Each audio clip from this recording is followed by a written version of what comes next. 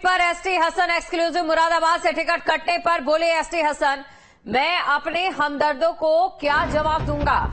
जिन्होंने मन्नतें मांगी, चादर चढ़ाई, उन्हें क्या जवाब दूंगा। इस कैंडिडेट के साथ खड़ा होने पर मेरे चाहने वालों को तकलीफ होगी।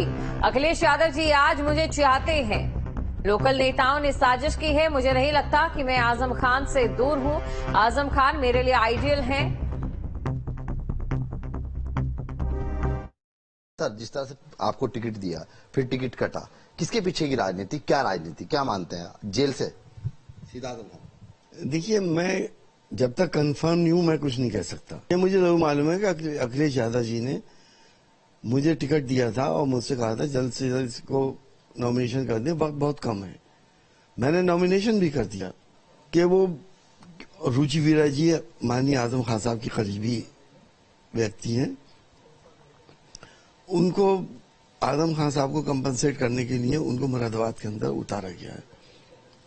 ये मुझे पता चला है प्रेस से, लेकिन मैं अभी इस बात के लिए कंफर्म नहीं।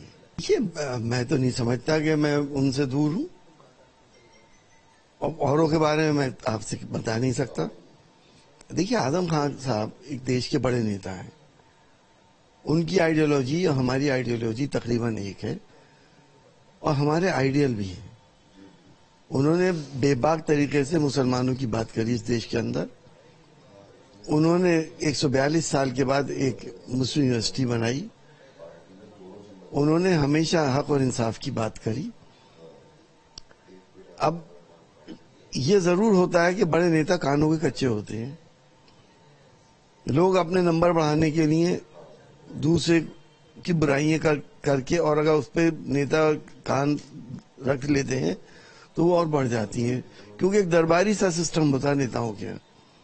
उन्होंने देखा साहब का मूड ये है तो अब यही बात करनी है। इंसानी फितरत ये है कि जब 10 आदमी एक बात को कह रहे हैं तो उनके बहकावे में इंसान आ ही जाता है। बात आपकी सही है, इससे नुकसान पार्टी को हो रहा है। मसला यह है कि अखिलेश यादव जी एक संस्कारी इंसान है और बहुत मुरव्वत वाला इंसान है। तेरी मेरी के कहने पे भी वो ध्यान देते हैं। अगर उनसे जूते की पालिश करने वाले भी कुछ कहेगा तो उसकी बात को नजरअंदाज नहीं करते।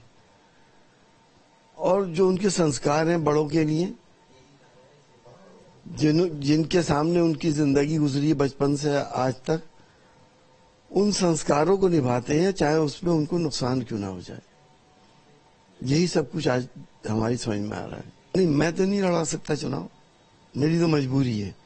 लेकिन जनता तो गठबंधन के साथ है। जनता बीजेपी के खिलाफ है।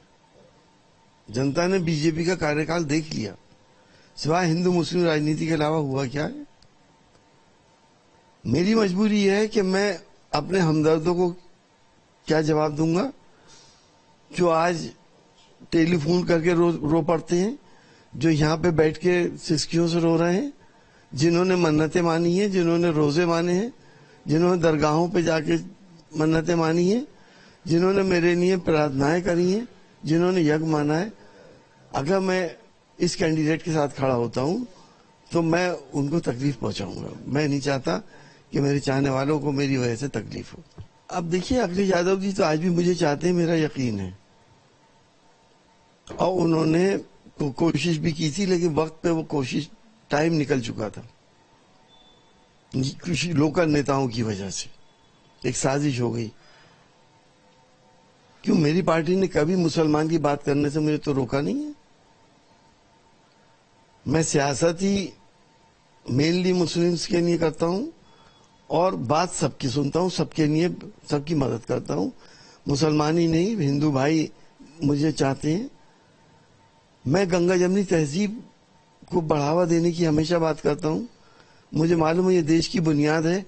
अगर बुनियाद कमजोर हो गई और कितनी बड़ी आप इमारत बना लेंगे, किसी भी दिन कोलैप्स कर जाएगी।